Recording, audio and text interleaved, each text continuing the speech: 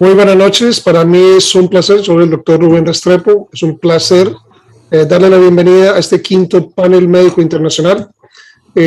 Vamos a agradecer primero a su fundador, Mario Aguilar, a quien van a tener la oportunidad de conocer, pero en particular a los panelistas que aceptaron esta invitación a esta presentación de hoy. Esperamos que la disfruten mucho. Recuerden que va a estar disponible la grabación, posiblemente ya el día de mañana. Y pues sin más preámbulo, vamos a iniciar. Primero que todo,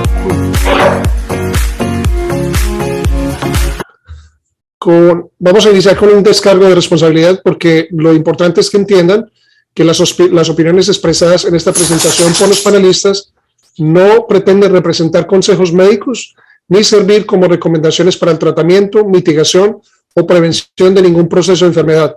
Recuerden que este video eventualmente lo pueden compartir, pero no lo pueden modificar ni agregar ningún tipo de logo o ningún tipo de foto totalmente distinta. Pues que con esto cedo la palabra a nuestro fundador del panel médico internacional, Mario Aguilar. Mario, buenas noches.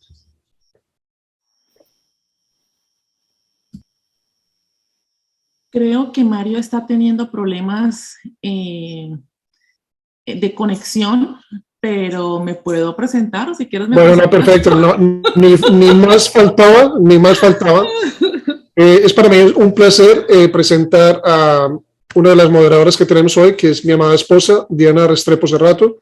Ella es terapeuta respiratoria en la Universidad Santiago de Cali, de Colombia. Tiene además una maestría en epidemiología de la Universidad del Libre de Colombia. Es autora, y me consta porque es mi coautora en capítulos del libro de terapia respiratoria.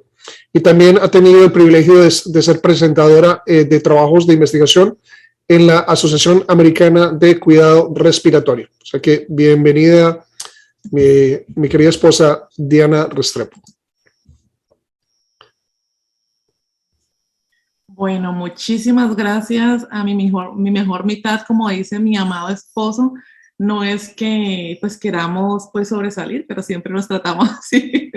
Y esto es para gozarnos. Estas llamadas son muy agradables. Bienvenidos a los que nos están visitando por primera vez y a nuestros viajeros frecuentes. Gracias nuevamente por estar acá. Esta información es para ustedes y para mí es un placer presentar a nuestro fundador del panel médico internacional, Mario Aguilar. Mario, sé que estás teniendo problemas, pero esperamos que estés escuchando. Él es terapeuta físico y rehabilitador. Él es de la Universidad de Atlantic University. Tiene un diplomado en medicina física y de rehabilitación. Tiene un diplomado en medicina ocupacional, un diplomado en oncología. Es miembro activa de ASMECOS en Colombia. Actualmente trabaja en Seragem, es comunicador social y tiene algo en medicina oriental complementaria. Además, como dije desde un principio, es fundador de este panel médico internacional. Muchísimas gracias, Mario, por tu compañía. Bueno, antes de iniciar, en vista de que se nos está llenando la sala, denme, por favor, un minuto para ya poder empezar a hacer la transmisión por Facebook y les voy a decir exactamente en qué página sería para que la puedan mirar. Entonces, denme, por favor, un segundo para poder hacer inicio de la transmisión.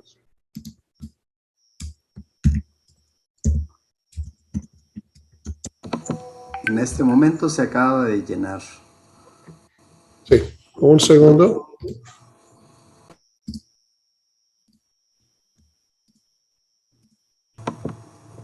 Perfecto, entonces nos estamos conectando en vivo. Para que sepan el nombre de la página en caso de que la quieran buscar, para aquellos que digan que no podemos entrar porque ya se nos está llenando la sala, es Fortalece tus células de forma natural. Fortalece tus células de forma natural, porque ya en este momento tenemos 1000 personas y algo que agradecemos.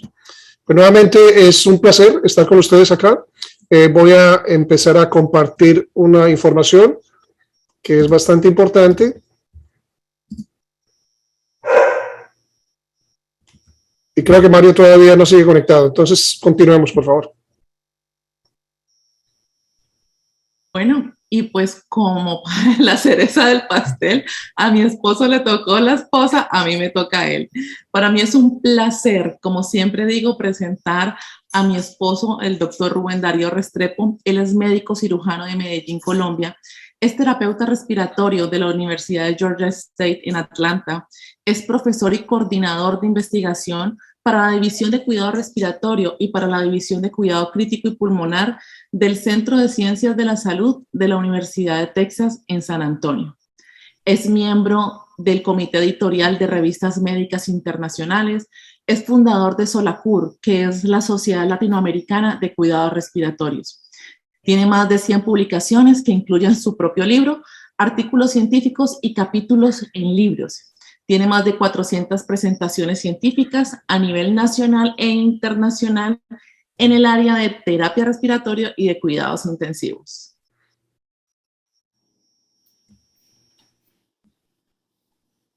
Y como les dije ahorita, pues viendo en este momento el tópico tan interesante que nosotros tenemos, el doctor Restrepo tiene un capítulo en este libro, de Clinical Assessment in Respiratory Care sobre las partes neurológicas. O sea que tenemos en realidad personas muy capacitadas para esta charla el día de hoy, para este quinto panel médico internacional. Te pediría también un favor que si abres un momento el chat para colocar el nombre de la página en el que se está transmitiendo para que tengan la oportunidad los que están en la sala de espera para que tengan la oportunidad de conectarse a la página. Ya puse Fortalece Perfecto. Tus células de manera natural, es Excelente. La página de Facebook. Les puedo poner un mensaje a las personas que están para que se conecten por ahí. Perfecto. Bueno, nuevamente vamos a entrar en materia. Entonces, algo que es fundamental de entender, porque vamos a hablar muy frecuenmente de estas palabras. Entonces, ¿qué significan estas palabras radicales libres, estrés oxidativo, antioxidantes, glutatión y cisteína? Y para eso realmente tenemos un video corto que yo espero que les dé exactamente lo necesario para poder familiarizarse con estas palabras. Entonces, vamos a mirar este video.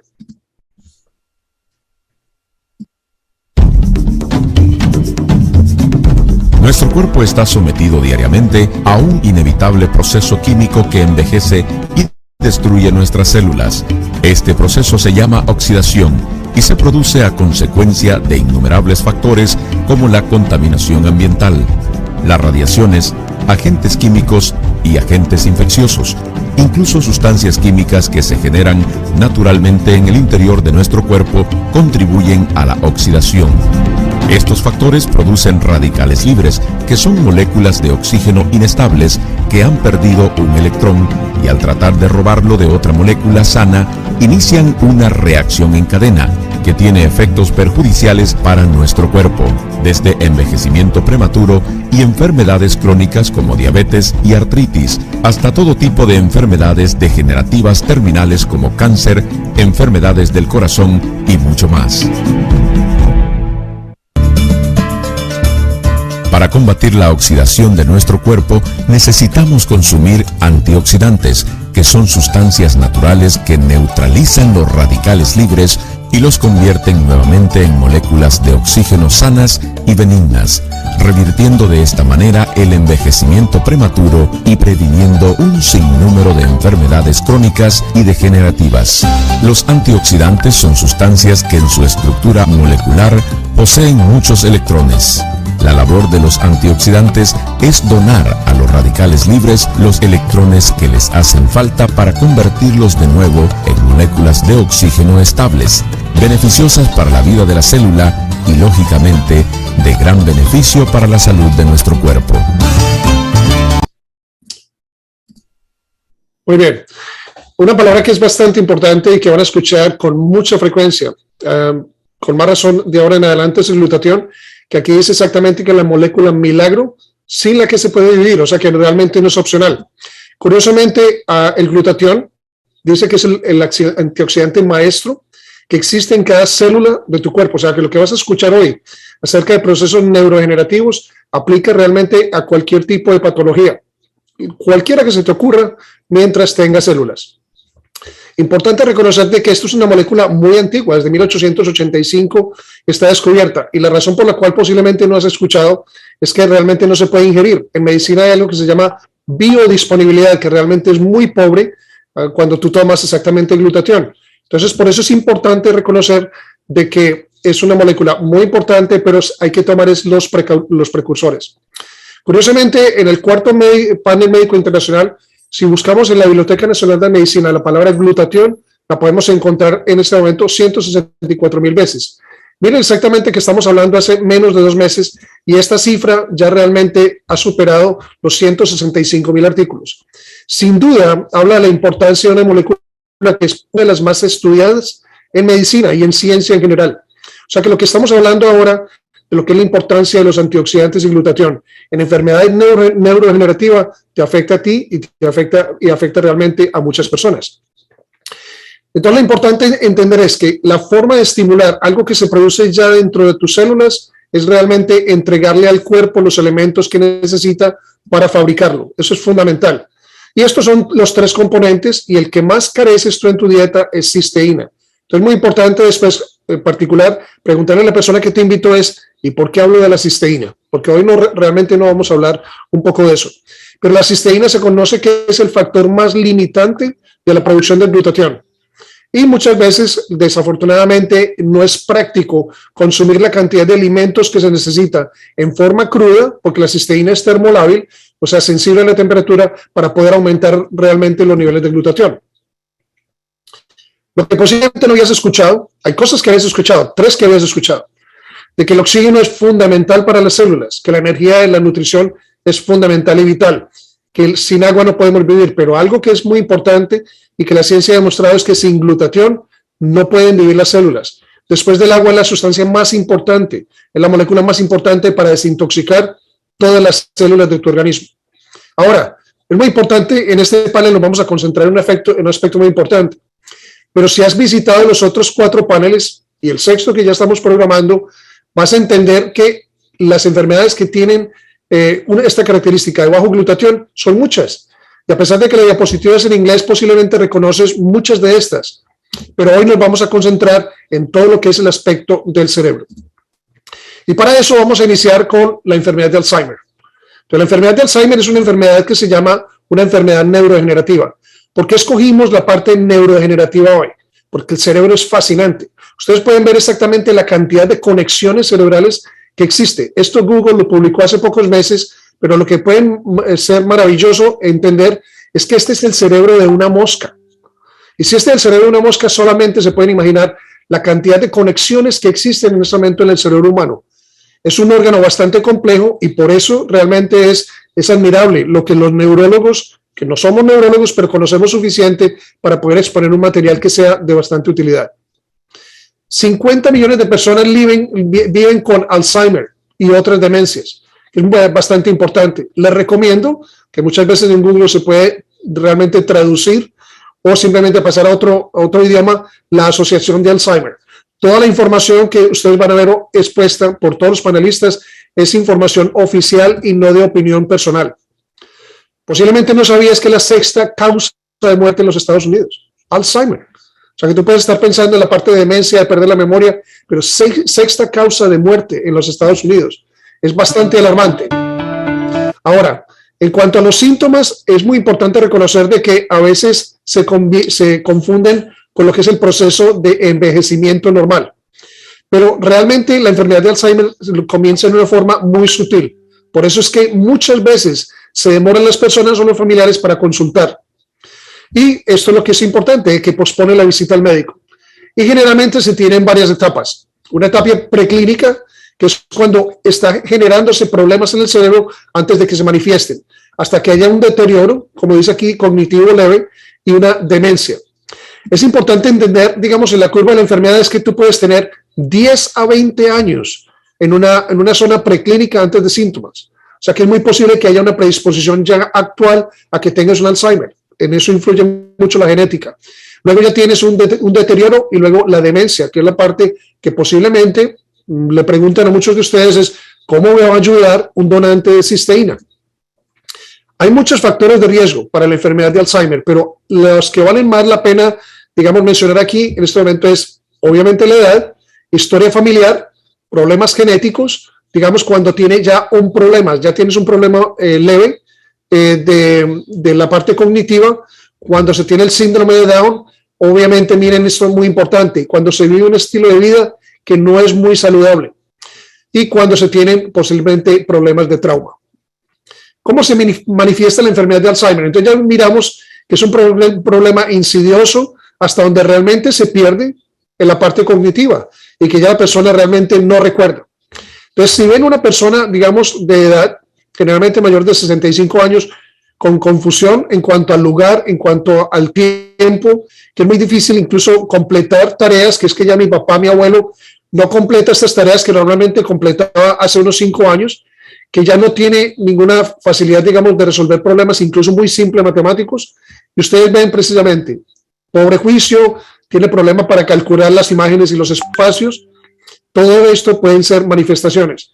Muy importante es que puede haber incluso problemas vasculares asociados con Alzheimer, o sea que son enfermedades complejas que no podríamos cubrir ni siquiera en 4 horas de tiempo. ¿Cómo se trata la enfermedad de Alzheimer? En este momento se recomiendan cambios en el estilo de vida, intervenciones que tengan que ver con la parte cognitiva o salud mental, obviamente planear por un ambiente más seguro para este tipo de personas y obviamente un sistema familiar. Recuerden que es muy importante que estos son los tratamientos no farmacológicos, pero no hay nada a veces peor que pensar que estas personas tienen.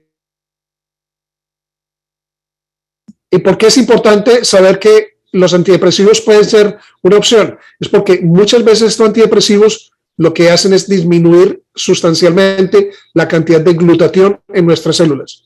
Y para empeorar las cosas, esta es una noticia, miren, enero 11 de 2022, para las nuevas drogas para Alzheimer, en este momento Medicare, que es un sistema aquí en Estados Unidos, planea restringir el cubrimiento y los tratamientos no son baratos. Pueden ser de $2,500, $3,000 al año en muchos casos para este tipo de problemas. La segunda entidad que voy a cubrir de una forma breve es el Parkinson. Entonces, ¿quién lo sufre? ¿Cómo se manifiesta? Lo importante entender es que todo lo que vamos a ver el día de hoy tiene que ver con enfermedades neurodegenerativas. Aquí ves el cerebro con conexiones que de alguna forma se están perdiendo, que están comprometidas y que en último término se pueden beneficiar del glutatión, aumentar los niveles de antioxidantes. Muy frecuente, más de 10 millones de personas en todo el mundo viven con la enfermedad de Parkinson y cada vez sigue aumentando. Ese es un problema. Generalmente se puede manifestar o se puede incluso diagnosticar antes de los 50 años. Y cuando quiere reconocer exactamente este tipo de problema, puede ser este tipo de postura, con una rigidez, digamos, en la espalda, la cara en máscara, donde realmente no tiene expresión, los codos flexionados, con el típico temblor en reposo, que es totalmente involuntario, e incluso en las piernas. Pero el problema es que el costo directo e indirecto combinado del tratamiento de la enfermedad de Parkinson es bastante alto. Se calcula de 52 mil millones de dólares por año solamente en los Estados Unidos. Ahora, finalmente, ¿qué papel juega entonces el glutatión en estas enfermedades? Pues es bastante complejo. Este solamente es para expresar lo que es un cerebro diabético, pero algo muy importante aquí es ROS, radicales libres de oxígeno. En la medida en que tú puedas controlar esto, controlar la inflamación y todos los procesos, digamos, deleterios del sistema nervioso. Finalmente, ¿hay algún tipo de evidencia con respecto a esto? Pues les llamo la atención solamente uno de los artículos que hay incluso en cuanto al glutatión y los desórdenes del cerebro y envejecimiento. Y miren la tabla de la derecha, ¿te parece muy complicado? Lo más sencillo es GSH es glutatión y la palabra decreased significa disminuido. Aquí puedes ver parte de la patología que vamos a discutir hoy y sin embargo lo más importante es que está disminuido los niveles de glutatión. Si hasta ahora has escuchado, es muy posible que tú puedas concluir de que la ciencia ha investigado acerca del glutatión y cualquier enfermedad que ves hoy y que tiene beneficio, porque aumentar el nivel de glutatión es saludable para las células. Esto es con respecto al Alzheimer. Ahí ves exactamente para el Parkinson y solamente te quiero dejar con esta reflexión antes de pasar al próximo conferencista. todo lo que tiene que ver con la respuesta inmune en Alzheimer.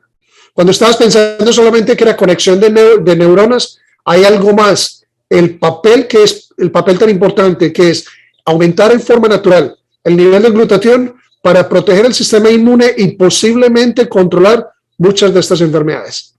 Entonces ahora le vamos a dar paso al próximo panelista y pues los dejo en este momento con la doctora Diana. Pues muchísimas gracias, doctor Restrepo, la verdad, un tema súper interesante y que nos sirve para todos, ¿no? Porque todos conocemos muchas personas que estén pasando por estos momentos difíciles y hasta de pronto un familiar de nosotros. Para mí ahora es un placer presentar a la doctora Cristina Torres, es de Medellín, ese es paisa, así como mi esposo, es súper echados para adelante. Me encanta, la conocí hace unos años atrás y tiene un carisma súper espectacular. La doctora Torres es médica y cirujana de Medellín, Colombia. Estudió cardiología clínica en la Universidad de Antioquia. Tiene 16 años de experiencia trabajando y estudiando la inmunología de rehabilitación y nutrición celular. Es profesora de fisiología médica y tiene muchos años como médica en un centro de cuidados de enfermedades degenerativas. Es exgerente de un centro especializado en enfermedades neurológicas, experta en capacitación de equipos de polisomnografía para estudios del sueño y además participó en el Congreso Internacional de Neurología en el año 2006 y tiene un artículo científico en cefalea, o sea, dolores de cabeza. Qué placer presentarte, doctora. Es todo tuyo el micrófono. El gusto es mío, poder estar aquí y compartir el conocimiento que el Señor nos permite obtener. Un saludo para todos los que se están conectando desde diferentes lugares. Y hoy yo estoy muy contenta de poder estar aquí con ustedes compartiendo esta información. Pero hoy es un día paradójico porque les cuento que hoy es el Día Internacional de la Depresión.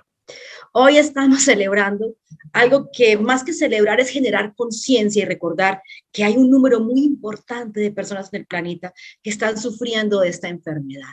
La ansiedad, también vamos a hablar de ella, pero hoy estamos celebrando que se haga conciencia de esta enfermedad tremenda que es la depresión. Hay más de 300 millones de personas diagnosticadas en el planeta con depresión.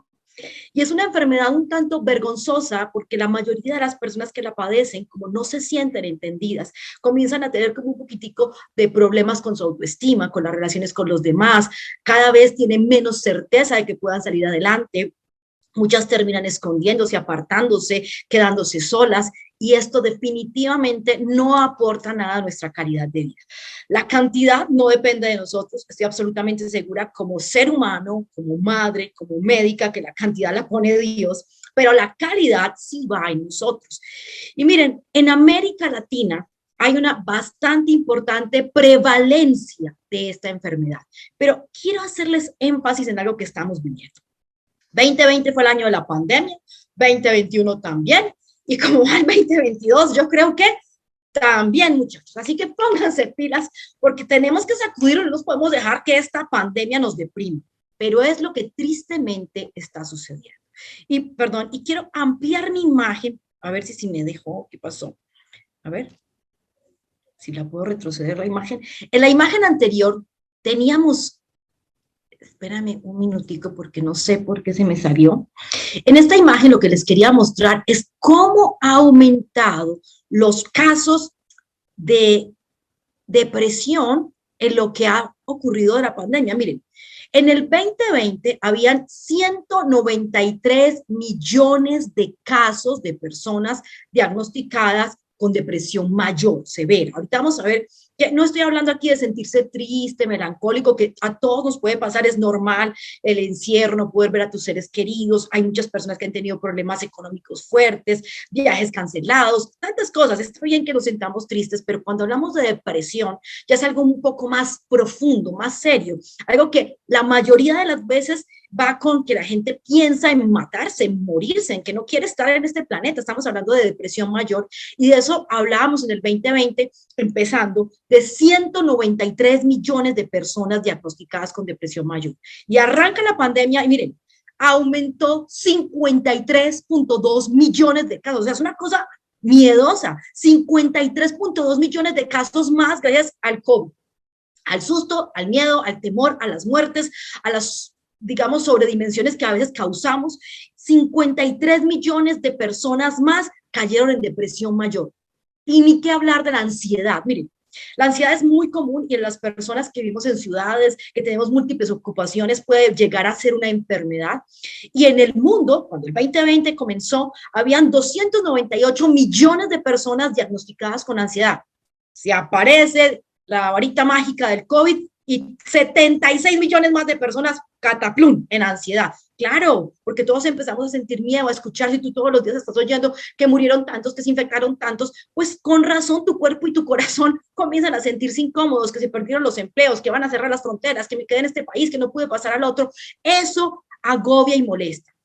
Pero ¿saben algo que llama profundamente la atención? ¿Sabes quiénes fueron las personas que más seriamente se vieron afectadas con esto?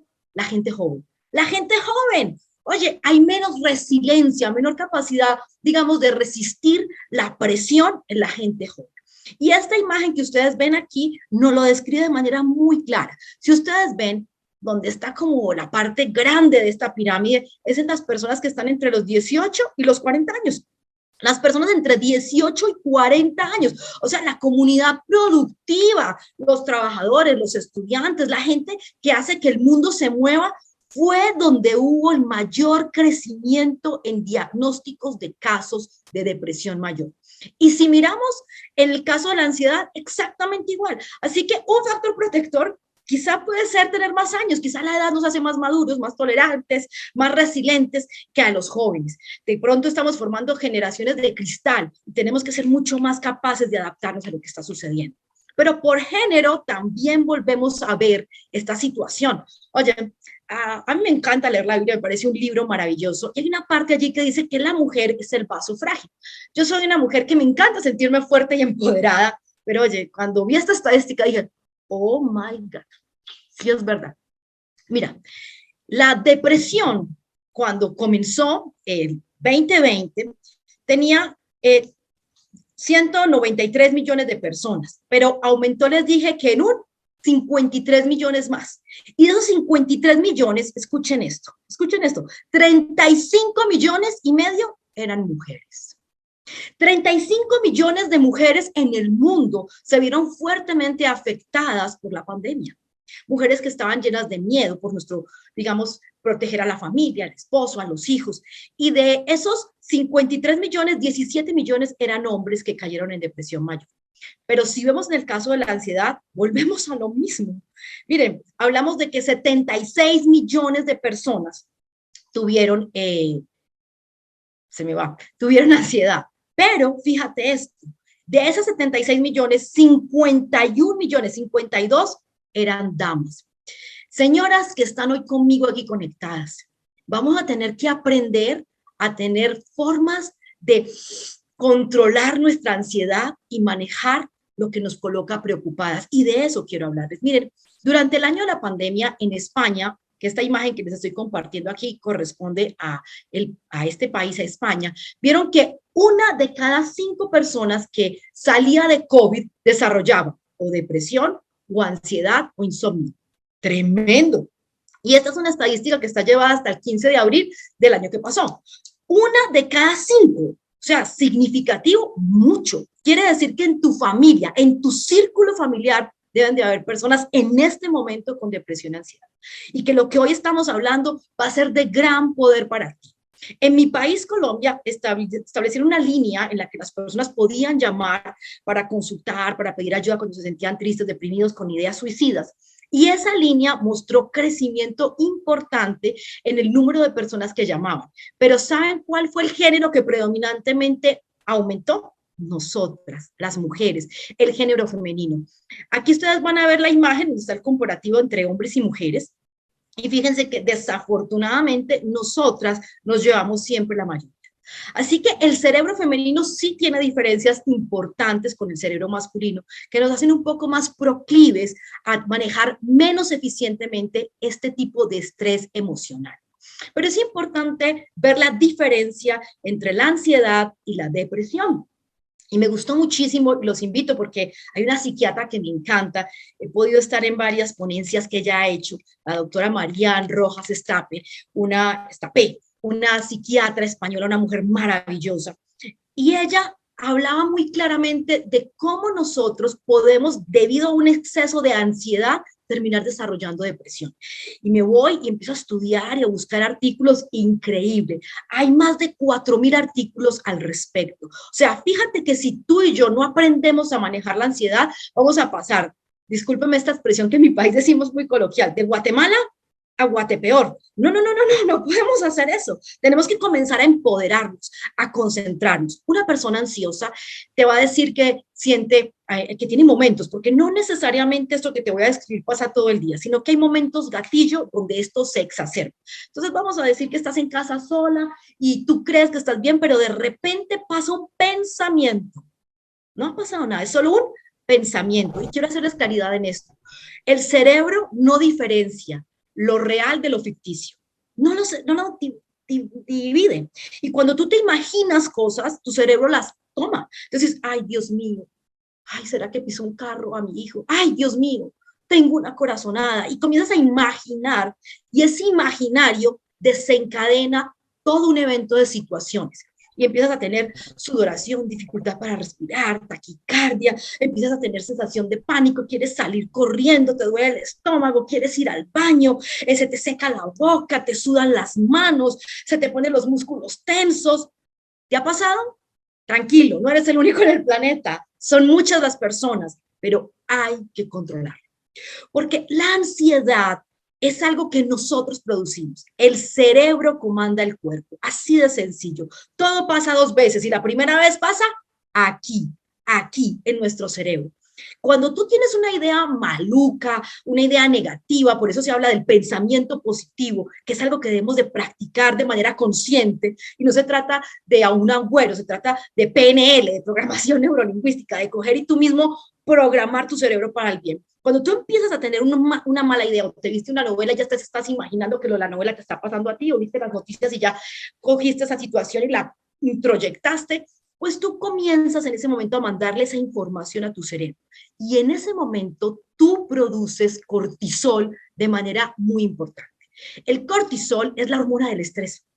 Es la hormona que necesitamos para vivir. No es mala, es buena, es muy buena, pero en el momento justo y de la manera correcta.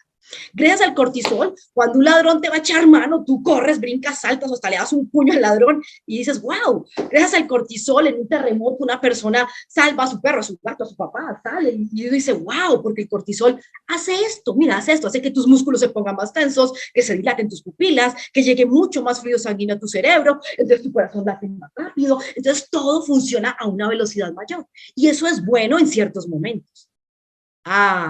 Pero cuando eso se queda de manera perenne, ya no es bueno. No. Porque esto es como cuando tú estás montando el caballo, ¿ok? Y tú llegas y le das un riendacito al caballo para que vaya más rápido, galope más rápido, pero si tú te pones a darle a tu caballo, llega un momento que el caballito ya no da más y cae. ¡Pah! Esa es una de las causas de depresión. Presionamos tanto a nuestra mente, tanto la llevamos a momentos de exacerbación por muchas veces imaginación, porque la gran mayoría de las veces los problemas que tenemos no han sucedido, están en nuestro imaginario, son solamente suposiciones y las personas hacen que sus cerebros literalmente se agoten. O sea, está bueno estar activo, estar despierto, pero hacer eso de manera constante termina por agotarte. Y hoy en día estamos viendo estudios donde podemos encontrar que hay algunas depresiones que están desarrollándose a causa de ansiedad. Imagínate lo que te hablé, 76 y pico de millones de personas con ansiedad. O sea, la pandemia que se viene delicada para mí ya no es el COVID, es esta. Esta es la pandemia que tenemos que empezar ya a controlar, porque si no vamos a tener una generación de personas llenas de miedo, neuróticas, que no son capaces de resistir nada, que no van a tener buenas relaciones, que van a fracasar en lo que inicien. Aquí y ahora hay que cambiar. En la depresión ya llegaste a ese otro lado, donde ya no hay esa fuerza, sino que ya te sientes impotente, te pones irritable, sientes que nada tiene solución, te quieres morir, te falta energía, no duermes bien, porque el sueño es uno de los sensores más importantes de que tienes una buena salud mental, el buen sueño.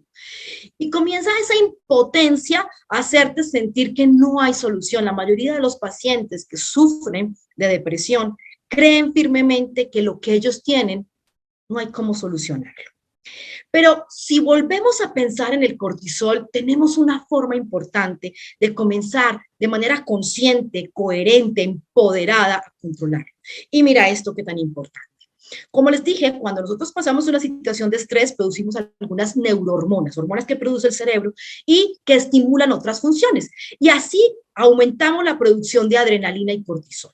Entonces, la adrenalina es la que nos da como esa energía de lucha, de la que brincamos muy alto. No sé si alguna vez han escuchado historias de una mamá que el niño quedó debajo de un carro y que la mamá con las manos levantó el carro. Cosas así pasan maravillosas. O el cortisol, que nos ayuda a tener una respuesta al miedo y hace que nuestro cuerpo coordine una cantidad de eventos que terminan por favorecer mucho tu sobrevida, salir adelante, salir avante.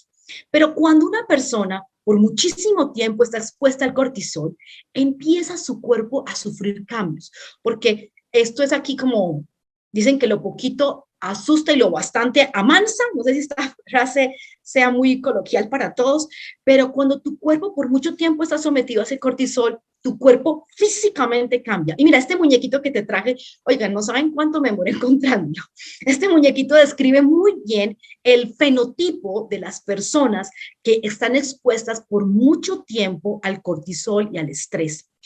Miren, hay muchos gerentes de banco con este fenotipo, grandes ejecutivos que son personas obesas, que han perdido el cabello, que están muy cachetonas. No sé si han visto personas que engordan como en la espalda y tienen la espalda como una jibita, como que son así como gorditos de espalda. Bueno, eso lo llamamos nosotros la jiba de búfalo, la cara de luna. Y esto es algo como un Cushing, que es un diagnóstico médico que tenemos para esa sobreestimulación por cortisol, pero no solamente cuando se inyecta, sino cuando en tu estilo de vida, tu personalidad, permites que eso continúe en tu cuerpo. Y ese exceso de cortisol daña los huesos, te favorece la osteoporosis. En el caso de los hombres les produce crecimiento de senos, lo que llamamos ginecomastia, altera la piel, le dan estrías, se adelgaza, afecta la presión arterial, afecta funciones del sistema nervioso central y del sistema inmune. Y tú vas a ver que hay muchas personas con este fenotipo, con obesidad central, con piernas delgaditas, brazos delgaditos, casi sin músculo, y son personas que tienen estilos de vida muy estresantes, con muy barrigones, pero sin nalgas. No sé si han visto que dicen, no, pues se le fue la nalga para adelante. Pues no, es esto, el cortisol que afecta de una manera significativa. Ahora, el cortisol hace que tengamos estrés, la serotonina nos da sensación de placer, de calma, la dopamina nos da también, perdón, la serotonina nos da serenidad, calma y un espíritu positivo, y la dopamina nos da placer. Estas tres hormonas son súper importantes para que una persona pueda tener una mente sana y clara. Y todas ellas se producen en un sistema que conocemos como el sistema límbico. El sistema límbico es el que tiene que procesar la información emocional y convertirla en nuestras manifestaciones, en nuestro comportamiento. Y allí está el hipocampo, que es donde muy importantemente se tiene que trabajar con la dopamina. Este es uno de esos Doctora, perdón, 3 minuticos más. Perfecto, 3 minutos. Voy a avanzar. Es uno de estos estudios que les recomiendo mucho, está en el PubMed, es un estudio muy nuevo, salió en el 2020 y se habla de esa retroalimentación, de esa relación bidireccional entre la depresión y la inflamación, porque el cortisol favorece la inflamación y la inflamación hace que los tejidos se oxiden más rápido, y cuanto más rápido se oxidan nuestros tejidos, obviamente menos bien funcionan. Entonces tenemos, por ejemplo, que la cíngula, el RAFE y muchas áreas importantes donde se producen neurohormonas, se estresan grandemente, aumentan los radicales libres dentro de ellas, los de peróxido, los de hidróxido, se descomponen internamente las mitocondrias, que son como las baterías, y en consecuencia estas células dejan de trabajar correctamente y empezamos a tener una oxidación significativa que puede conllevar en el tiempo incluso a que desarrollemos enfermedades. Y les quería mostrar esta imagen, miren aquí, nosotros tenemos tres muy poderosas enzimas antioxidantes, se llaman superóxido dismutasa, glutatión peroxidasa y cacanasa. Y estas tres son las que ayudan a que ese efecto de la oxidación causado por la inflamación se contrarreste. Pero miren estas tres, la que está más importantemente dentro de nuestro sistema intracelular, dentro de las células, es la glutatión peroxidasa. Y por eso es que hoy queremos hablarles de la importancia de tener niveles adecuados de glutatión, porque el glutatión es como una gran escoba o una gran aspiradora que se chupa y se traga a todos esos radicales libres de manera muy eficiente. Ahora, hay mucho en el tratamiento, se hablan de los antidepresivos tomados, de la asistencia psicológica, de las terapias como el yoga, la meditación, el canto, la oración, que pueden ayudar a una persona a controlar esto. Pero hoy yo quiero decirte que la nutrición, lo que tú pones en tu boca, los alimentos y los suplementos que tú decidas, hacen la diferencia. Las crisis de pánico y de ansiedad van a seguir estando y nosotros podemos aprender a controlarlas simplemente dándole a nuestro cuerpo órdenes que sean como hacer ejercicios de respiración y aumentar tu glutatión para poder que limpie, saque esos radicales libres. Miren, cuando comiencen un tratamiento, tengan presente que esos tratamientos no son chasquido de dedos. Si lo empiezas, lo terminas un fármaco, no lo dejes a la mitad y ten presente que cada vez que tú dejas que la ansiedad y el estrés te agobien, tu cuerpo se degenera. Y ya podemos saber que muchas de estas enfermedades, el Alzheimer, el Parkinson, tienen depresión y hay inflamación asociada. Es decir, que estas personas pudieron ser seres humanos que tuvieron muy mal manejo de la ansiedad y del estrés, que desarrollaron depresiones y que ellos mismos de una u otra forma pudieron ser responsables de lo que están viviendo. Así que abramos los ojos, comencemos a hacer cosas nuevas, comportémonos de manera proactiva y me termino aquí diciéndoles que falta mucho por aprender, pero vamos en el camino correcto. Doctora Arias, qué información tan buena, tan emocionante, de verdad que, como usted dijo, nos queda mucho por aprender, estamos en el camino correcto y ahora con todo lo que se viene, porque posiblemente esta no va a ser la última, ni la última pandemia, ni la última enfermedad, y verdad que sí estamos viendo cómo nos está afectando. Ya vamos por 2 años y se vendrán cosas peores. Para mí es un placer, siempre es un amigo de la familia, ya es muy querido por nosotros, más por mi esposo, obviamente, pero para mí es un placer siempre darle la bienvenida al doctor Arias. La verdad que muchísimas gracias, doctor, por estar con nosotros el día de hoy. Y el doctor Arias es médico cirujano de la Universidad del Norte, es especialista en anestesiología de la Universidad del Rosario en Bogotá, Colombia. Es fellow de cuidado intensivo de la clínica Shayo. Es subespecialista en medicina crítica y cuidados intensivos de la Fundación Universitaria de Ciencias de la Salud del Hospital de San José de Bogotá. Es especialista en medicina paliativa multidisciplinar de la Universidad Ramón Llull en España. Tiene un máster en humanización de la Universidad de Barcelona en España. Es ex coordinador de cuidados intensivos del Hospital Erasmo Meós en Cúcuta, Colombia. Ha sido nominado a miembro de la Academia Nacional de Medicina por el tema de trauma y es jefe de la UCI de la Clínica Santa Ana en Cúcuta, Colombia. Es el jefe de la UCI Emergencias en la Clínica Universitaria Santa Catalina de Tunja en Boyacá, coordinador de posgrados de medicina y es profesor asociado de la Universidad de Boyacá. Como decimos nosotros, mejor dicho, más preparado que quién sabe qué. Doctor Arias, nos encanta tenerle aquí, súper bienvenido y muchísimas gracias por estar con nosotros en este panel médico internacional. Pues nada, Diana, gracias por tu presentación y a Rubén por la invitación y al grupo de panelistas y a estos 1000 participantes del Zoom. Bien, el tema que les voy a compartir es el tema de cáncer.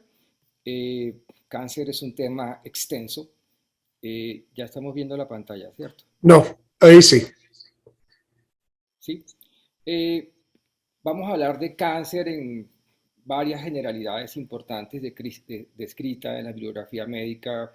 Es un tema extenso, muy extenso. Tratar de abarcarlo en 15 minutos, pues vamos a hacer el intento.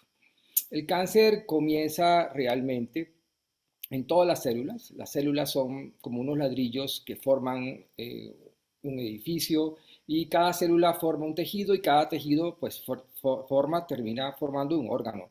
Normalmente el cuerpo forma células nuevas a medida que las va necesitando y reemplaza a las células envejecidas que tienen un tiempo límite de vida. Algunas veces este proceso no resulta el esperado por muchos factores externos o genéticos y crecen células nuevas que no son necesarias y las células envejecidas no mueren cuando deben morir.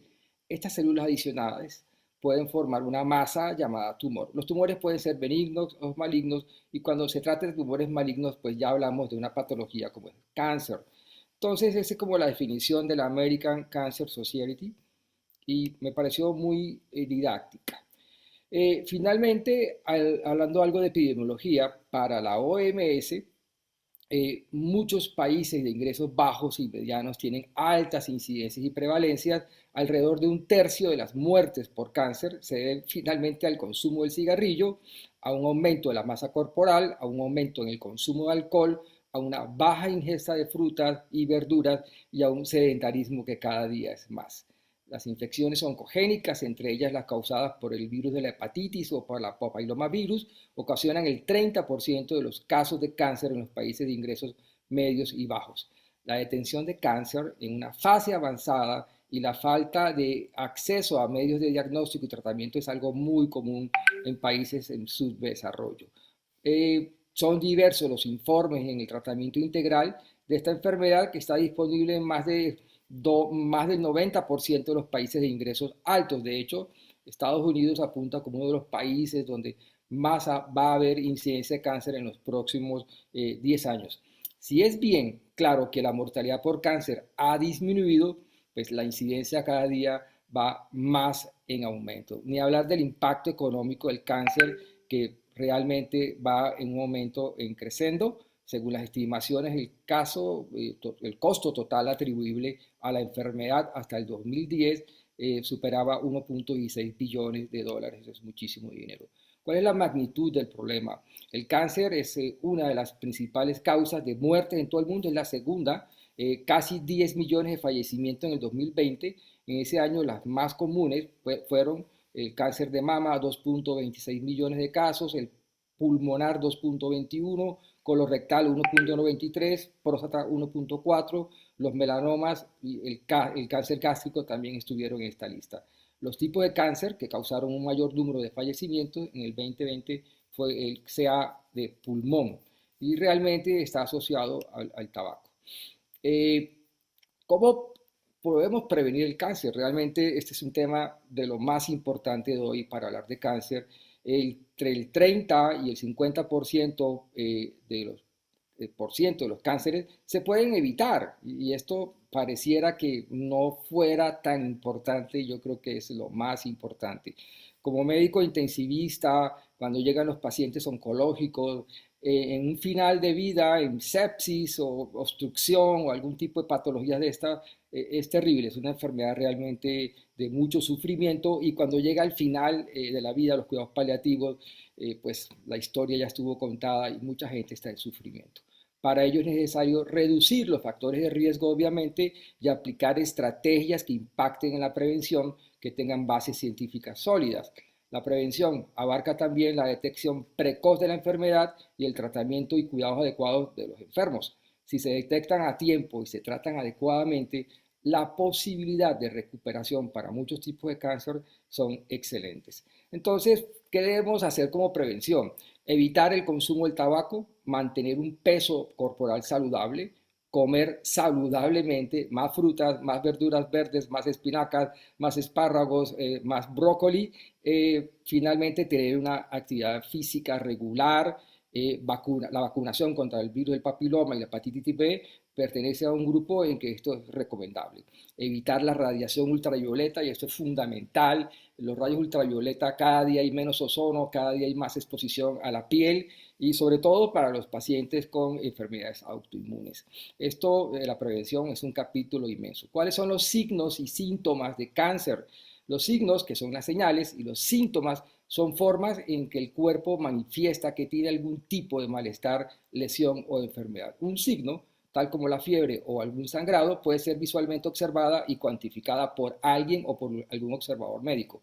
Un síntoma, tal como el dolor y el cansancio, es algo que es perceptible por la persona que lo tiene. Por lo tanto, el dolor se manifiesta por obstrucción, torcedura, tracción, y el cansancio pues, se manifiesta por ocupación alveolar, por fatiga cardiovascular, etc.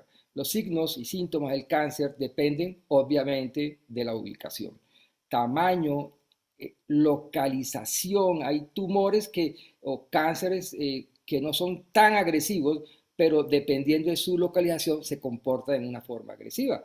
¿Qué tanto podría afectar a los órganos y tejidos alrededor? Depende de su localización, el espacio de expansión y el sitio. Si un cáncer se propaga hacia otro sitio, esto se llama una metástasis, entonces los signos o síntomas pueden aparecer en diferentes partes del cuerpo. Por ejemplo, una metástasis cerebral, pues eso es un secundario. En el cerebro podrá producir una convulsión o algún tipo de signos neurológicos, pero tiene un primario en la mama, en el ovario o en el seno, y entonces hay que buscarlo. ¿Cómo causa el cáncer los signos y síntomas? Un tumor canceroso puede desarrollarse hacia o presionar sobre órganos, vasos sanguíneos, vasos linfáticos y tejidos nerviosos alrededor. Esta presión ocasiona algún tipo de sintomatología que hay que buscar. También puede causar síntomas tales como fiebre, cansancio y un signo que es ominoso como es la pérdida de peso continua en los meses sin cambio en la dieta. Esto puede que se deba a que estas células consumen gran parte del suministro de energía del cuerpo. ¿Cuáles son los síntomas más frecuentes? El cansancio, la pérdida de peso, problemas en la alimentación como el deglutir, la falta de apetito, la deglución, dolor abdominal, inflamación o protuberancias, masas que se pueden sentir, se pueden palpar, por eso el autocuidado de las mujeres, inflamación o alguna protuberancia en el abdomen, endurecimiento o una masa en el seno o en cualquier otra parte del cuerpo, dolor, especialmente el que surge de forma nueva y sin razón aparente. Y fíjate que para la mayoría de los tumores que hacen metástasis a la columna vertebral, la mayoría de los médicos generales lo confunden con cualquier tipo de patología osteoarticular lumbar posterior, lo que se llama en inglés low back pain, y entonces empiezan a tratamientos donde hay una pérdida importante de tiempo, como antiinflamatorios, opioides, etc. Y cuando un paciente tiene dolor lumbar, yo personalmente, por todo lo que he visto, de una voy pensando en una tomografía, una resonancia de la columna para mirar si no encuentro una masa. Cambios en la piel, tal como protuberancias presentes, sangrados en la piel, que vuelva y termine cambiando la textura de la piel, es otro de los síntomas prevalentes. El diagnóstico de cáncer es un tema muy complejo, produce mucha angustia, ansiedad en la familia, en el grupo familiar. ¿Cómo comprender? Enterarse que tenés un cáncer conlleva muchos cambios, tanto para el enfermo como para su grupo familiar. A continuación, estas páginas te ofrecen una serie de recomendaciones basadas en un direccionamiento social donde te van a contar cómo tratar de entender que tienes una patología que produce grandes problemas más adelante. Por lo tanto, los invitamos a entrar a la American Cancer Society, donde tiene una página para todos los enfermos que sospechan que les va a llegar un diagnóstico de este estilo. ¿Cómo se diagnostica el cáncer? Simplemente ir a un servicio médico, mostrar los signos, mirar los síntomas. Hay exámenes, pruebas para cáncer, laboratorios, tests y lo más importante es la estadificación del cáncer y en qué nivel se encuentra. Por lo tanto, el gold estándar en saber si este tejido pertenece a un tumor maligno o no es la biopsia dirigida, ya sea abierta, ya sea una punción dirigida por tomografía axial o por resonancia, pero la biopsia, el tamaño de la biopsia y la lectura en las tinciones especiales de anatomía patológica van a clasificar si son tumores hormonodependientes o no, si son tumores que pasan la membrana basal o no, y allí está todo para ir ya al oncólogo y comprender el informe de patología y estratificarlo en qué nivel está, en qué TNM está y cuál es su perspectiva de sobrevida en los próximos años. Las imágenes de radiología son extensas, la más práctica y la más rápida es una placa simple. Realmente lo más importante es luego ir a una tomografía computada de tórax o de cualquier parte del cuerpo donde se encuentre la lesión sospechosa, la resonancia, otros estudios radiográficos, la mamografía, la medicina nuclear juega un papel fundamental, la ecografía es muy rápida y esto te va a dar una idea del tamaño, de la localización, de la comprensión y posiblemente la etiología de este tumor. Por lo tanto, todos estos estudios son fundamentales.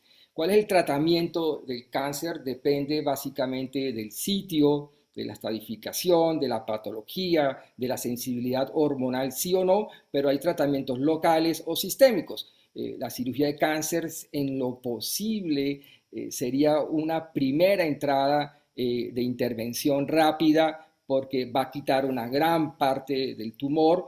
Muchas veces se escoge la radioterapia para disminuir el tamaño y poder operar, pero también todo el mundo ya conoce, esto es público, la quimioterapia, la radioterapia, medicamentos dirigidos a tumores específicos, la inmunoterapia, los biológicos, los trasplantes y la terapia hormonal hace parte de este armamentario.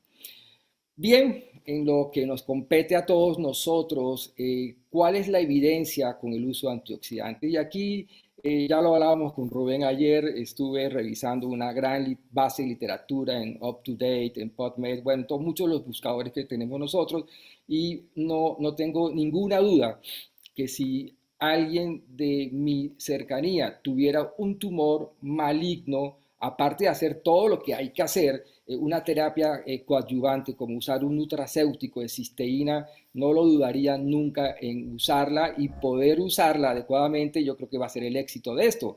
El doctor Jimmy Goodman publica recientemente cuál es aumentar el potencial terapéutico del glutatión en pacientes con cáncer que reciben quimio y radioterapia. Yo creo que este es un artículo básico para entender realmente lo que va a pasar con esto, porque hay una controversia importante entre un grupo de oncólogos e internistas y un grupo de médicos que usamos glutatión o un donante de cisteína para esta patología.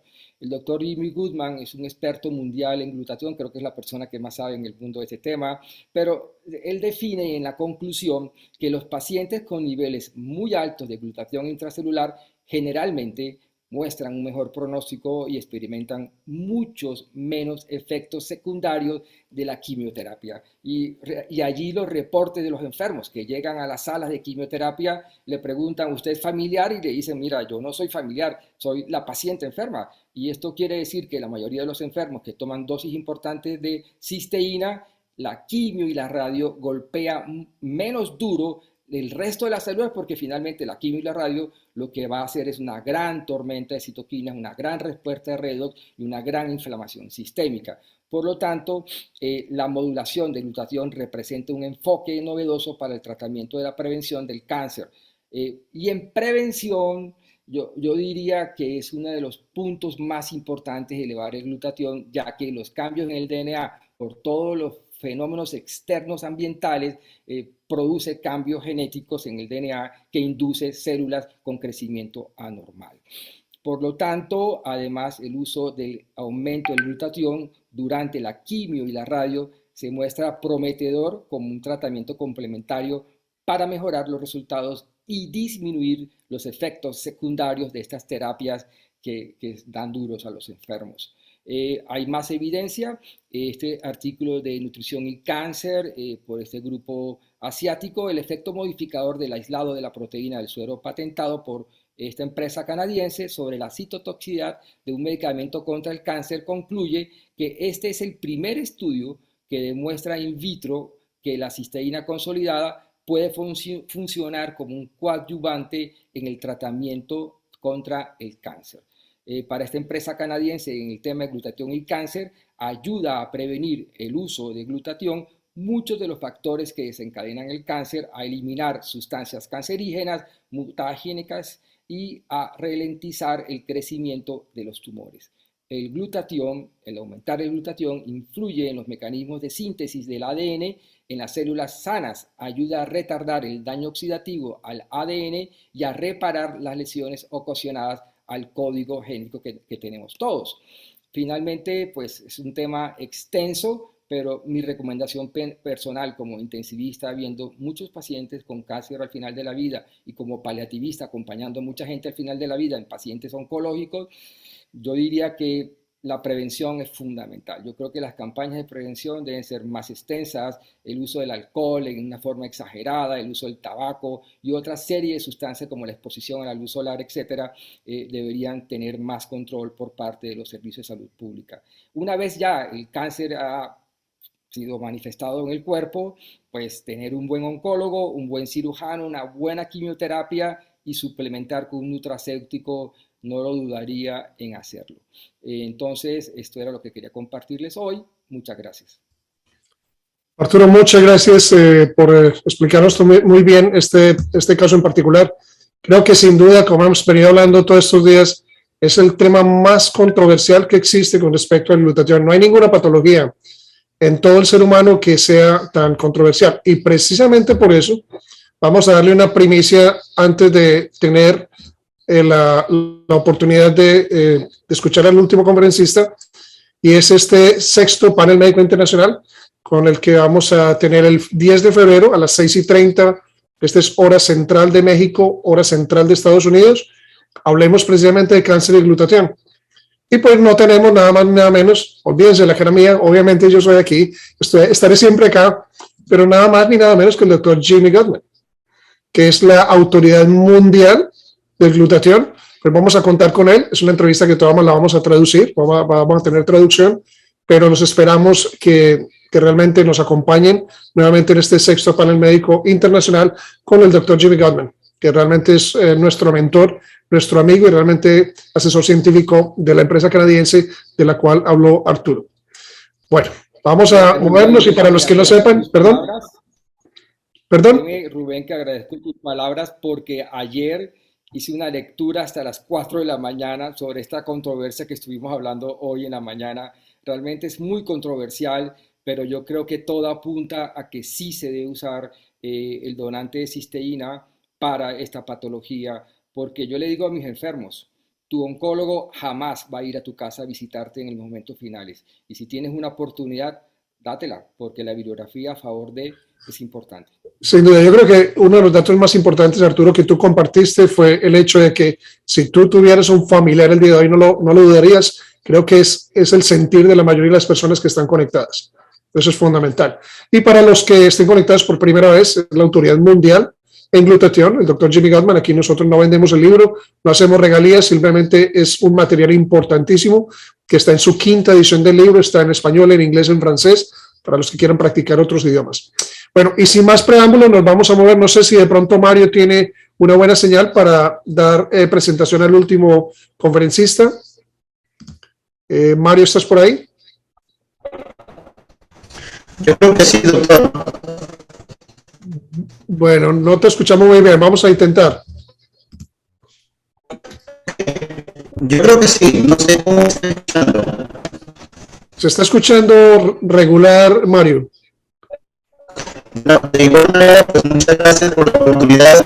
Quisiera felicitar a todos los médicos, de manera especial a los 4 invitados. Para mí ha sido genial. Les pido que continúen, ya que la señal no es tan buena en el lugar donde yo estoy. Y felicidades también a todos los participantes. Gracias. Lamentamos mucho, pero le tenemos que dar el crédito que merece a Mario Aguilar, que es uno de mis líderes en Cajamarca, quien realmente es el fundador de este panel médico internacional. Esa es la idea, la inspiración de él, y pues lastimosamente no lo tenemos con una buena conexión. Pero vamos a continuar para que podamos culminar con el último panelista. Por favor. Mario, pues qué pena de verdad que estés pasando esos malos ratos de conexión. Pues no quería robarme yo el show, pero bueno, sí, me tocó a mí esta vez. Pero pues sabemos que estás presente, Mario. Para mí me toca presentar ahora al doctor Miguel Ángel García. Es la primera vez que lo presento y para nosotros es un placer tenerlo porque hemos escuchado cosas maravillosas del doctor García. Él es médico cirujano de Aguascalientes, México. Tiene un diplomado en nutrición por la Universidad de Estudios Avanzados. Es médico de urgencias del Hospital General del Pabellón de Arteaga, AGS. Certificado en ATLS por el Colegio de la Universidad de Estados Unidos, por el Colegio de Cirugía de Estados Unidos, perdón. Certificado por el Colegio de Médicos Generales de México, ex coordinador estatal de planificación familiar en Aguascalientes, ex coordinador estatal de casas de salud y supervisor de primer nivel en Aguascalientes, exdirector del Centro de Salud Urbano de Pabellón de Arteaga. Me imagino que AGS es Aguascalientes. Es ex médico de oficinas centrales y de cambios de actividad del Instituto de Educación del Estado de Aguascalientes, ex profesor de biología del Colegio Secundaria Maranatá de Aguascalientes, es expositor internacional en desarrollo personal, desarrollo de negocios de network marketing, nutrición y manejo de suplementos nutricionales. De verdad que encantada con su hoja de vida, doctor Miguel Ángel, y para nosotros es un placer. Nuevamente, bienvenido y vamos a empezar. Muchísimas gracias sobre todo por invitarme. Quiero mandarles un gran abrazo a todos los asistentes. Adelante. Quisiera agregar, Miguel Ángel, que la razón por la que aparece ex no es porque lo hubieran echado, sino que encontró un mejor proyecto de vida. Pero eso es para otra conversación. Adelante, Miguel Ángel. Gracias. De hecho, nunca he podido hacer un suficiente compendio de mi currículum. Casi nunca lo platico, porque sí ocupa mucho espacio. Pero más que nada les agradezco muchísimo la invitación. Estoy muy contento de estar aquí y sobre todo quisiera que los que estuvieran conectados en este momento, si pudieran poner por ahí su nombre y de dónde nos escuchan. Y bueno, vamos a compartir pantalla. Una disculpa por mi voz, pero tengo todo el santo día hablando. Entonces, pues vamos a empezar a compartir con muchísimo gusto. Perfecto. ¿Sí me escuchan bien? Perfecto. Sí, perfecto. Gracias. Pues vamos a continuar con esta hermosa, este panel médico tan poderoso. A mí me tocaron dos temas que yo amo, me encanta hablar de estos dos temas. Y el primero es acerca de las personas que tienen síndrome de Down.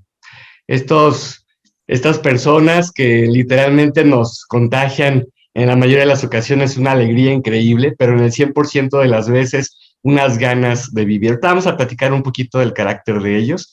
Por lo pronto, comentarles que el síndrome de Down es una trisomía. Ahorita vamos a platicar qué es eso, pero dentro de las cromosomopatías es la más común dentro de los niños vivos, ¿ok? Es la primera causa de déficit intelectual de origen cromosómico y de hecho es la más estudiada de todas ellas. Bueno, curiosamente se incrementa gradualmente el riesgo de poder de tener este síndrome a partir de que la madre vaya cumpliendo más de 35 años de edad. No sucede siempre cuando es mayor de 35 años de edad, pero se va incrementando ese riesgo. Estos niños se caracterizan por tener un retraso del crecimiento intrauterino. Esto es, no crecen a la velocidad que deberían de crecer dentro de lo que es la matriz. Y empieza a haber una disminución o no tienen suficiente tono muscular, se llama hipotonía, y no hay un suficiente desarrollo. Esto es un retraso en el desarrollo tanto físico como un déficit intelectual. Hay una disminución en el tamaño de su cabeza, incluso en el tamaño de su cuello. Hay algunas alteraciones incluso entre lo que viene siendo el atlas, una de nuestras cervicales. Y todo esto hace que empiecen a tener un cuello un poco más pequeño. Y bueno, son las características de la cara, lo que nos llama mucho la atención. Las fisuras palpebrales, esto es el ojo como lo conocemos, ¿verdad? Son dirigidas hacia arriba. Son fisuras palpebrales oblicuas, ¿verdad? En sentido externo. Y bueno, tienen un pliegue sobre lo que viene siendo el epicanto, ¿ok? Y todo eso los va caracterizando un poco. Ahorita vamos a hablar de sus características a nivel genético, pero es una forma de identificarlos un poquito más rápidamente. Ya la parte, digamos, más general, pues su cara tiende a ser un poquito como aplastada, se llama hipoplasia mediofacial. Esto es, su nariz es pequeña, tienen una depresión en el tabique nasal, Generalmente, pues tienen la lengua un poco más grande de lo que debe de ser normal, e incluso tienen una lengua que se llama saburral, como una lengua sucia, ¿ok? Normalmente tienen sus dedos cortos, y normalmente el quinto dedo, que es lo que le decimos el dedo pequeño, ¿verdad? Tiene una desviación hacia la parte externa, se llama clinodactilia, y la mayoría de ellos tienen una línea en el pliegue de la palma, un pliegue único, que le llamamos pliegue simiesco.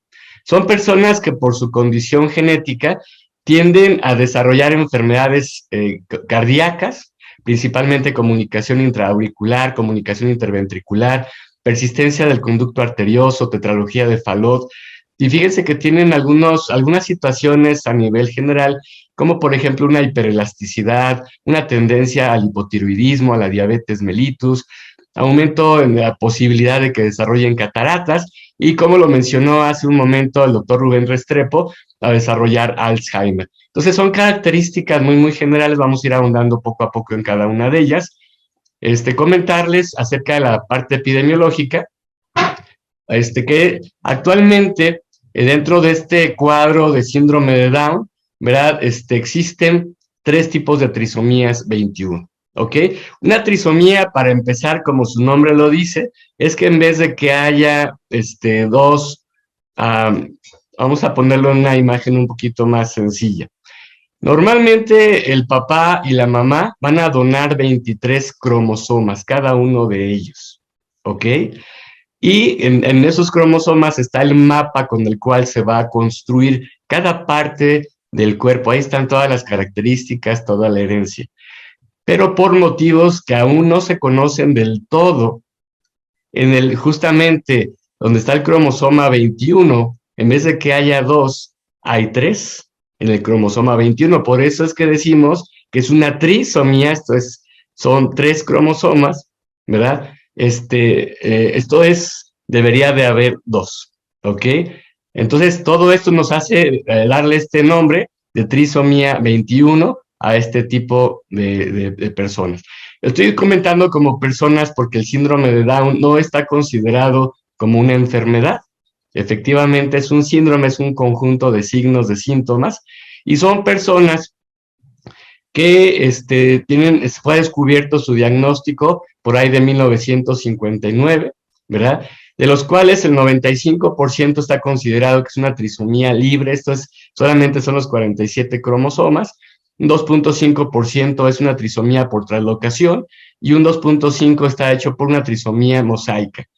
Eso del mosaicismo, ojalá que lo puedan estudiar mis compañeros médicos, es muy interesante, ya que se considera que no todas las células del paciente con síndrome de Down tienen esa trisomía.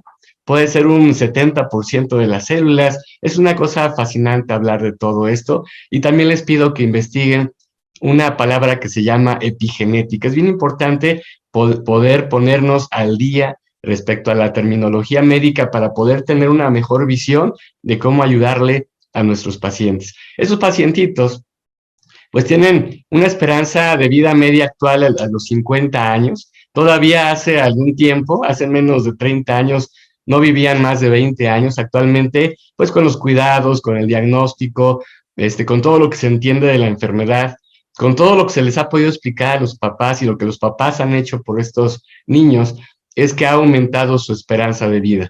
Por ahí hay una persona con síndrome de Down muy famoso que ya está rebasando los 70 años de edad, pero el promedio actual es de 50 años, ¿sí? El síndrome como tal no tiene un tratamiento, porque recordemos que no es propiamente una enfermedad. Sin embargo, las consecuencias que existen por esta trisomía sí son enfermedades, y la mayoría de ellas se pueden tratar perfectamente bien, ¿ok? Ellos tienen una vida social un poquito restrictiva, que puede ir desde el rechazo social, desde la incomprensión de su enfermedad, y ahorita también vamos a hablar un poquito acerca de esto, ¿sí? Y bueno, es muy importante saber que actualmente se conocen ya escuelas que están especializadas alrededor de este tipo de pacientes para poderlos ayudar en todos los ámbitos de nuestra vida.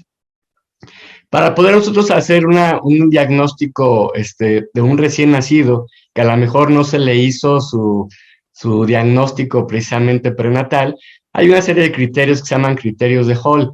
Y bueno, como les comentaba, hay una facies, esto es una cara ancha, plana. Hay un reflejo de Moro, que es un reflejo precisamente neurológico, que está ausente o parcialmente ausente. Tiene menos tono muscular, esto es, no tienen esa fuerza muscular que normalmente deben de tener, y tienen un reflejo más exagerado del que deberían de tener. Si se fijan en la foto, en la parte de atrás, hay un exceso en la piel de lo que es el área de la nuca, y como les comentaba, ese pliegue en el epicanto. Muy frecuentemente llegan a tener displasia de cadera, los pabellones auriculares, lo que conocemos como las orejas, están más hacia abajo y más pequeñas, y generalmente pues tienden a tener lo que les comentaba, ese surco simiesco en la palma de la mano, ¿sí? Es importante también entender que dentro del síndrome de Down, ¿verdad? Lo ideal sería hacer un diagnóstico prenatal, ¿ok?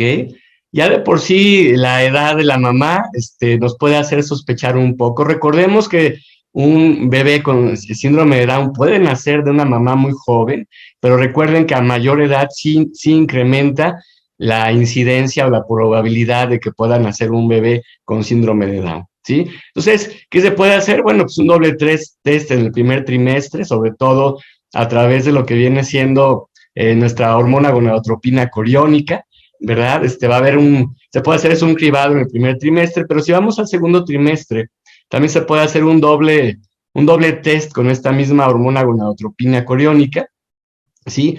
E incluso ya en el último trimestre, que vienen siendo, por cierto, las pruebas como más seguras, que nos pueden dar la detección en el 100% de los casos, nada más que desgraciadamente pues son invasivas, es la biopsia del corión o la biopsia coriónica y la amniocentesis.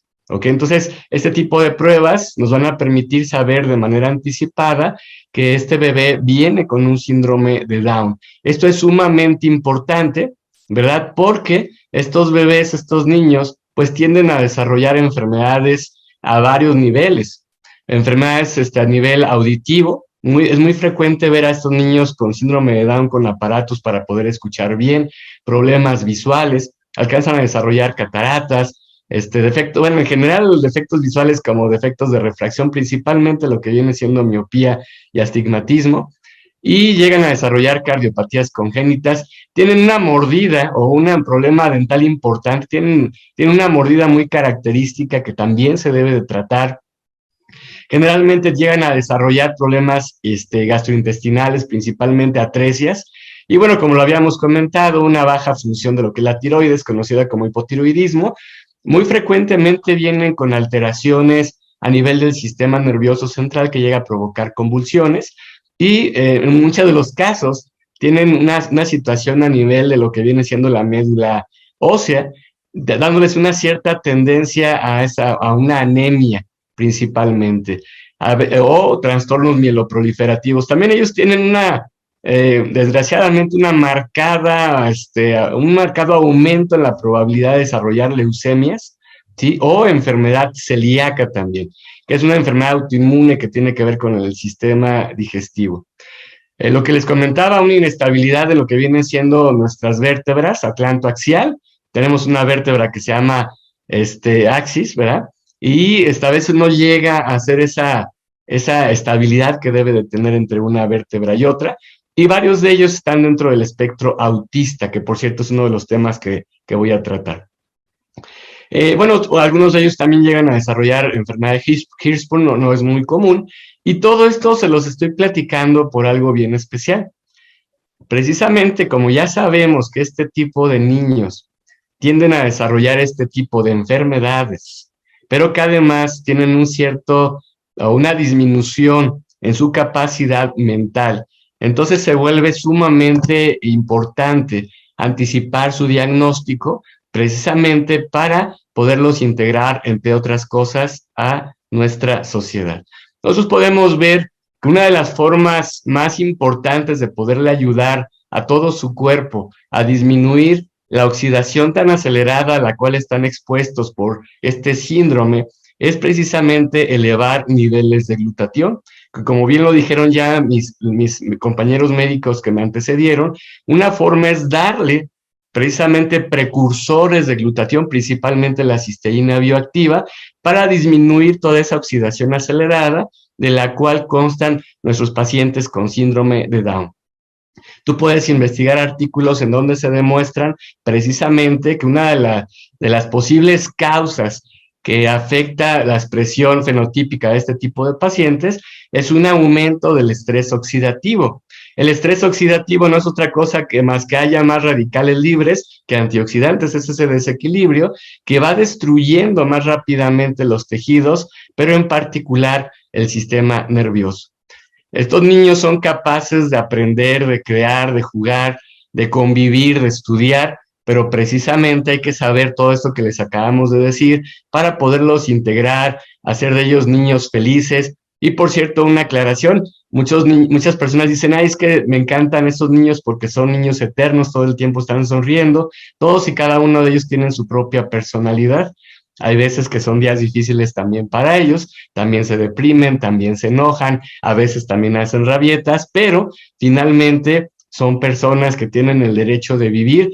Y una de las muchas cosas que yo quiero invitarlos en esta plática en especial es a entender el papel que puede jugar precisamente el brindarles suplementos. En particular, yo nada más conozco uno que tenga ciencia de por medio, como lo comentaron hace rato, que puedan donar cisteína útil, que científicamente pueda demostrar que eleva niveles de glutatión, ya que va a disminuir el estrés oxidativo, va a permitir una mejor función de las mitocondrias, va a permitir que haya una mejor actividad antioxidante y va a haber una mejor eliminación de todas las toxinas que tenemos en nuestro cuerpo.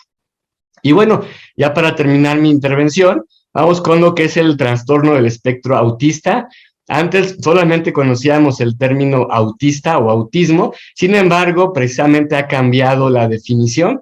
Actualmente son varios trastornos que están todos puestos como el trastorno del espectro autista, ¿ok? De hecho, se definen, o se puede definir, como los trastornos que se definen como una disfunción neurológica con una base genética, los cuales se manifiestan en etapas tempranas a través de una serie de trastornos en la interacción social, comunicación y falta de flexibilidad en el comportamiento y razonamiento, ¿sí? Se puede ver desde los primeros meses de vida, a veces hasta la primera infancia, y todo esto así lo clasifica la DSM-5, que actualmente es la autoridad sobre este tipo de terminología. Las causas pues pueden ser genéticas, neurológicas, bioquímicas, infecciosas y ambientales. Generalmente es una enfermedad, es un trastorno, discúlpenme, no es una enfermedad tampoco, es un trastorno multifactorial, ¿ok? Y más o menos de toda la población que existe, que por cierto nacen aproximadamente 1 de cada 100, sí, esto es muy elevado. Todavía hace unos 20 años se consideraba que nacía 1 de cada 1000 y ha ido aumentando de forma drástica, de las cuales una de cada 4 niños con trastorno de variación autista llegan a ser varones. 1 de cada 4 son varones, ¿ok? Esta elevación tan drástica pues lo relacionan con que se hace mejor diagnóstico, con que ha habido cambios muy feos en nuestra alimentación, el estrés, la exposición a químicos como conservadores, insecticidas, pesticidas, etcétera. Entonces estamos hablando también de que existe un mayor estrés oxidativo a nivel celular en estos pacientitos. Quiero hacer una aclaración porque todavía hace algunos años se consideraba que un niño se hacía autista por culpa de un mal manejo de parte de los papás en el trato hacia los niños, el cual siempre debe de existir, un excelente trato hacia los niños. Sin embargo, ya se demostró que esto no se debe a si los ignoran o etcétera, se debe a otros trastornos como lo acabamos de comentar. ¿Cuándo podemos nosotros tener signos tempranos de una probable trastorno de estos niños que tienen un espectro autista? Bueno, a veces cuando ya nacen a los 6 meses vemos que no hay una sonrisa social. En pocas palabras, no estamos viendo lo que debería ser la evolución natural de un bebé. A los 9 meses no hay una ida y vuelta para compartir sonidos, sonrisas, expresiones. A los 12 meses no hay un balbuceo que ya debería de existir y no hay una reciprocidad de gestos o señalar o alcanzar o saludar o devolver cosas. A los 16 meses siguen sin palabras y a los 2 años pues todavía no hay unas frases que puedan tener sentido. Entonces, estos son cosas preocupantes que nos hacen pensar en que existe ya una situación a nivel neurológico. Si hay una baja destreza motriz, como lo comenté, hay muy poco contacto visual, hay una resistencia tremenda a los cambios, todo el tiempo quieren hacer lo mismo, empiezan a hacer movimientos repetitivos, les cuesta mucho trabajo no nada más compartir, sino que no tienen una motivación para jugar y no tienen una cierta noción de lo que es peligroso, ¿ok? Entonces, obviamente, no todas estas personas tienen todos estos síntomas al mismo tiempo, pero la mayoría de ellos sí. Esto sí es un cuadro clínico, ¿verdad? En el cual a través del cual, podemos nosotros notar cómo pueden llegar a tener este tipo de situaciones en nuestros niños. Ellos pueden tener siempre una discapacidad intelectual, en algunos de los casos llegan a estar acompañados de crisis convulsivas.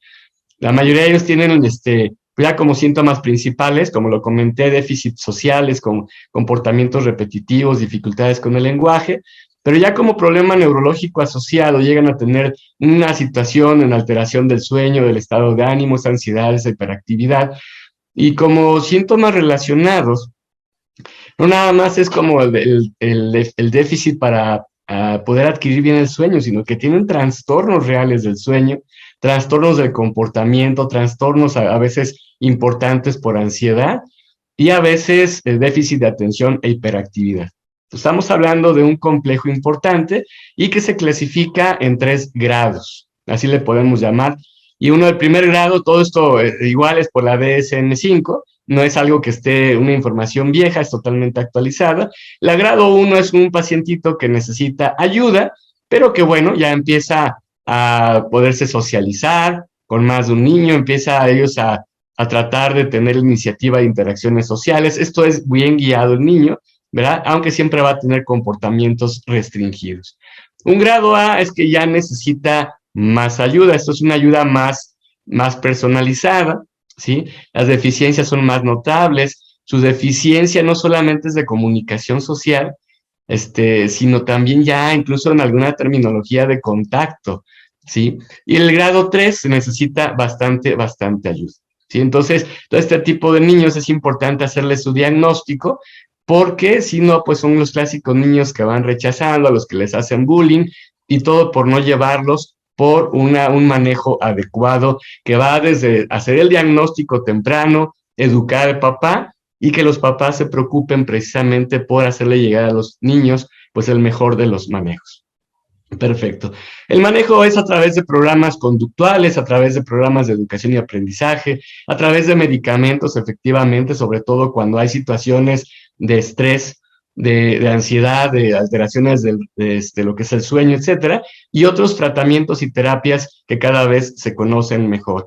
Uno de ellos es el tratamiento ABA, ahorita lo vamos a ver rapidísimo, y por supuesto el tema de las dietas. Estos niños obviamente se les empieza cada vez a cuidar más de alimentos libres de gluten, libres de ciertas sustancias que son alergénicas inflamatorias, como viene siendo el trigo, el arroz, etcétera, ¿sí? Y bueno, obviamente alimentos ricos en omegas, que son ácidos grasos esenciales, que entre otras cosas ayudan al mejor funcionamiento del sistema neurológico. Y algunas terapias que tienen que ver con contacto con animales, como perros, como gatos, caballos, etcétera, ¿sí? Y bueno, una de las manejos es el sistema ABA, ¿verdad? Que es un análisis que se hace de cómo podemos ir llevando de la mano a estos niños y va paso por paso. Igual aquí podemos estar investigando todo este tema de los antioxidantes, cómo es que sirve en el caso del glutatión, el tema de aumentar el glutatión respecto al autismo, y es una cosa maravillosa poder entender lo que les voy a decir. Todas las situaciones en que haya una implicación del sistema nervioso, me parece que, aquí está, en todas las situaciones en que haya una situación de enfermedad del sistema nervioso, va a haber un estrés oxidativo elevado. No importa cómo le quieras decir a la enfermedad del sistema nervioso, va a haber una situación de estrés oxidativo elevado, ¿sí? Ese estrés oxidativo elevado, lo voy a decir en palabras sencillas, pues va a empezar a destruir parte de las estructuras de la célula y por lo tanto va a haber fallas en tejidos y órganos. Ok, ahorita estamos hablando del tejido nervioso, pero todo esto es en general. Así que lo que hacemos nosotros, obviamente, es tratar lo general de acuerdo a la especialidad, pero también recomendar el poder elevar niveles de glutatión, pero a través de lo que son los precursores. Ustedes pueden investigar que hay muchos artículos que se ha probado estar dando muchos antioxidantes como vitamina A, vitamina E, pero esos no cruzan la barrera hematoencefálica. Sin embargo, el dar los precursores va a permitir que esas células, sobre todo las neurológicas, pues puedan empezar a construir ese glutatión, pudiendo elevar de esta manera este sulfidril de glutatión, permitiendo que los antioxidantes puedan funcionar mucho mejor, disminuyendo ese estrés oxidativo. Yo quiero despedirme comentándoles que sobre todo esto que acabamos de comentar, realmente estamos en pañales. Yo sé que si pongo aquí dos especialistas del tema, unos van a estar de acuerdo y otros no. A veces un poquito más por la actitud que por el estar abiertos, ¿verdad? a nuevas terminologías, a nuevos estudios, pero lo que sí les quiero decir es que es importante estar estudiando, estar ayudando al paciente, estar abiertos a la nueva información. La tecnología nos está dando, por supuesto, nuevas pautas, pero no nos podemos quedar atrás. Hay un autor médico que decía que aquellos médicos que dicen saber todo y nada más de medicina, ni de medicina saben, porque sabemos que falta mucho por aprender del cuerpo humano. Lo que soñamos para nuestros niños con autismo es precisamente que se puedan integrar, que les podamos los papás enseñarles todo lo que sea necesario, pero que también la sociedad entienda que estas personas existen, que son personas que tienen derechos y que se pueden desarrollar muchísimo en nuestra sociedad. Yo les quiero mandar un fuerte abrazo desde Aguascalientes, México. Soy el doctor Miguel Ángel García Gallegos. Muchas gracias por la invitación, doctor. Miguel Ángel, no, muchas gracias a ti.